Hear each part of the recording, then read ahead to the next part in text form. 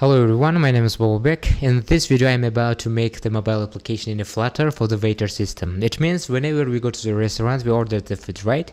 When we order the food, the waiter takes the notes, what we order, how many.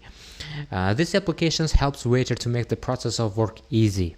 It means all the products, meaning food, drinks, will be stored on the device.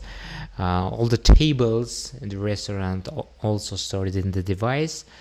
And the waiter just select the table and select the food that will be ordered, and all the process of work will be in the device. All the calculations and orders will be in the device. Later it can be connected to the database globally, but in this video series we should create the application which works offline, right? Now recently I have started. What I have did already is just I have add SQL flight here and clicked pub get. SQL flight, it's a package. Now we search it in pub.dev.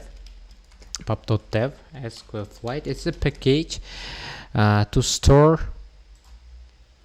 the data locally. Okay,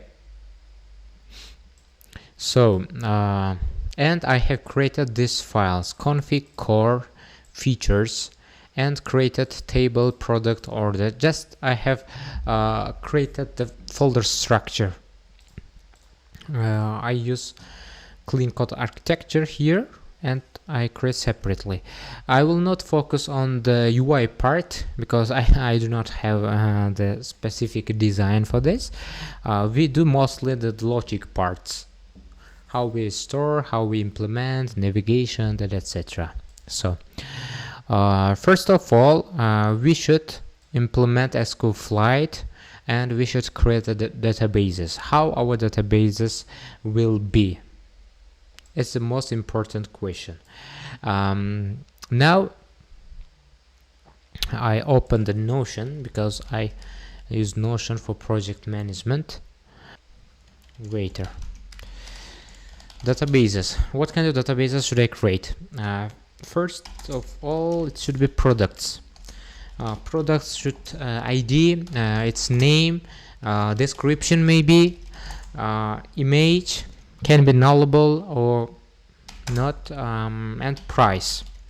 It can be the food, it can be the drink, and etc. We can create product categories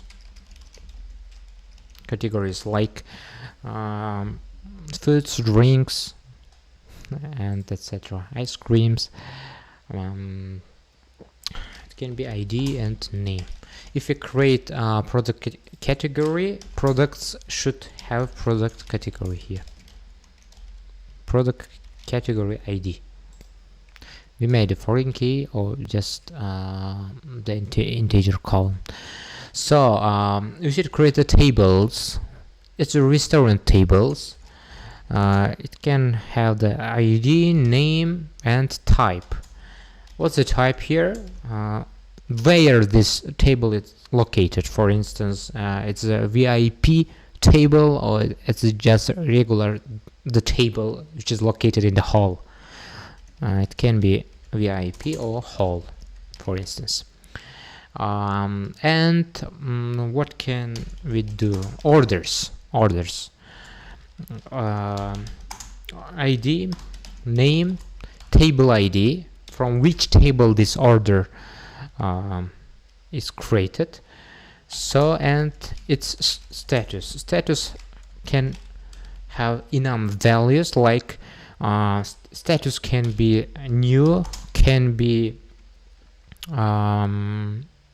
it's new or completed or processing, something like that. We can create also stocks, or it can be the cart, like in the e-commerce we use the cart, right? It has its own ID, product ID, product ID, which product is ordered, how many. We should add the amount column here. Then this product ID and amount belongs to which order. That's why we should add order ID here. Simply, this is a main tables. The later we can implement users, employees, or something like that, but it's not must for this task right now. That's why I can create this kind of tables. That's why I have created this kind of folder structure, order, product, and a table. So table will have additional screen. We will add the tables, restaurant tables, and product will be additional screen. We create the products. All CRUD operations will be implemented on the screen. Then order is our main screen, and that the waiters take the order, right? That's it. All the stocks, operations, adding, editing, deleting kind of stuffs will be implemented in order feature. So what's core and what's config? I'll use autoroute package for navigation to O, and it will be easy to manage the navigations around our application. So I use autoroute. It's as you can see here, autoroute is a declarative navigation package,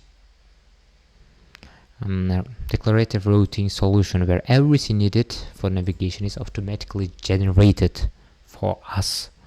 So I will add SQL flight, and the package I may use also. So block, Flutter block. I should add Flutter block here. Flutter block. It's for state management.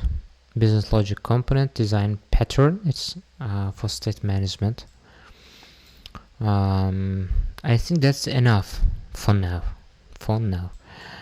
We may need cache network image and Flutter SVG. We will add whenever we need. Now I will continue. So just run pubget, Flutter pubget, and all these packages will be added in our project. So that's it. Now we'll go to the documentation of autoroute, because we should create the configuration file of autoroute here. We should create a router file here. In config I will create a route. I will create a route folder and simply Dart file. It will be router.dart file, and I will create a route path. It will be just simply class route path, and it stores the strings, static strings, navigation path, static const string, for instance orders, so something like that. Why I use this method? Because we may miss or we may confuse to just typing this kind of strings in everywhere. That's why we simply create the objects, I mean the classes. We just run the class attribute easily. Nothing will be missed or confused, right? We'll do route path for this. In a router, we can add this First of all, we should import auto route, and we add this. Before adding this, we should add also one package named build runner. Build runner is a Dart code generation modular compilation package. It helps to generate the code for auto route. So it will be added in dev dependencies section in the pubspec YAML. So pub-get. So now we can paste this code auto route. So in an auto route list we create our routes here. For now, here the order presentation, and in the features I create the file app main screen. It just keep the layout of our application, right? Create import material dot just stateful app main screen, and here write route page. I'm telling afterward that this screen is route page. It means route class will be created from this screen, and this screen can be used for the navigation, right? Using afterward we can open this screen. It means I just run that run build runner build in a router. Okay, so Dart run build runner build. I have some problem with Dart, that's why I run it Flutter pub run. We can use this method. So Flutter pub run build runner build. After some time, here new router generator Dart file should be created in our route folder. So no any file has been created. Okay, well here as you can see we should use this part. We have missed it to enter part app router. Well, the file name should be as the same as this file in the beginning part router.gr.dart. Now again we run Flutter pub run build runner build. Oh, what we have missed?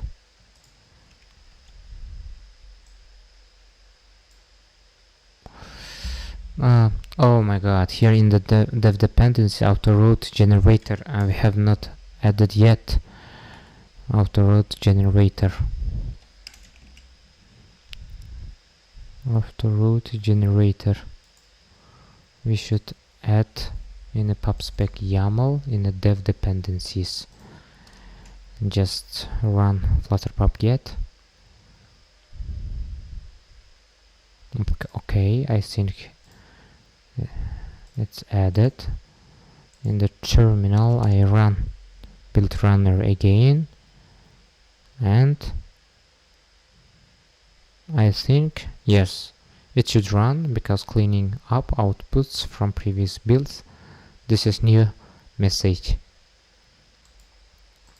Well, building is finished. Now as you can see here, router gr dart file is created. Change to app router. No, it should be something like that, right? That's good. Now we go here and import app main screen here, and no any problems left. It's successfully generated. Now we should connect this router to our material app. Whenever we configured this app router, then we should do this, finalize our setup part. In a material app will be changed, so I will remove everything from here, then I just copy and paste here, just something like that, as you can see, and I call app router. It will be something like that, and debug show checked mode banner I do false in order to remove this debug section. I just run again. As you can see here, the error will be occurred because our router part is empty. Now I will open this and call app main road page. App main screen will be renamed as app main road because here in the configuration we told after router to replace the name screen to the road. Whenever we name our class name like app main screen, after router will automatically replace the part of screen to the road, and it will be auto app main road page. Okay, I think you have understood. And initial true, it means that this screen should run first whenever we run the application. As you can see, app main screen now run. I just do something like that, title, text, app main screen. As you can see, and this is the part. Well, now we successfully configured auto root package of application. In the next video we go to the SQLite part.